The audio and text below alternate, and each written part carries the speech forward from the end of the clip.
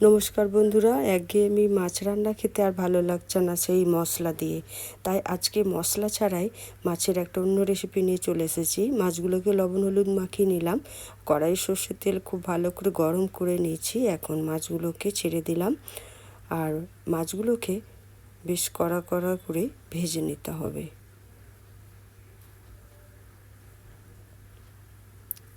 বন্ধুরা দেখুন, মাছগুলো ভাজা হয়ে গেছে। এখন আমি শিলের মধ্যে লবণ 6টা লঙ্কা দিয়ে দিলাম। আর এখানে বেশি লঙ্কা দিলে বেশি ভালো লাগে, কারণ ঝালঝালই ভালো লাগে। এখন লবণ আর লঙ্কা খুব ভালো করে বেটে নিচ্ছি। আর একটা পেঁয়াজ আমি গরম করে নিয়েছি তেলের মধ্যে। আপনারা অবশ্যই এটা কাঁচা পেঁয়াজ দেবেন। আমরা পেঁয়াজটা কাঁচা খাই না, তাই এখানে আমি পেঁয়াজটা একটু গরম করে দিলাম। আর পেঁয়াজটা শিলে বাটলে হবে না, একটু থেতো করেই নিতে হবে। এখন আমি মশলাটা তুলে নিচ্ছি। আর এদিকে মাছটাও ঠান্ডা হয়ে গেছে। এখন আমি মাছের কাঁটাগুলোকে ছাড়িয়ে নিচ্ছি।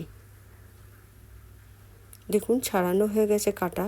এখন আমি এই পেঁয়াজ বাটাটা এর মাছের মধ্যে মেখে নিচ্ছি।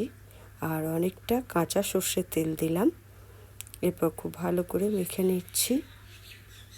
আর উপর থেকে আমি কিছু কাঁচা লঙ্কা দিয়ে দিচ্ছি। এটা যত ঝাল হবে ততই ভালো লাগে। বা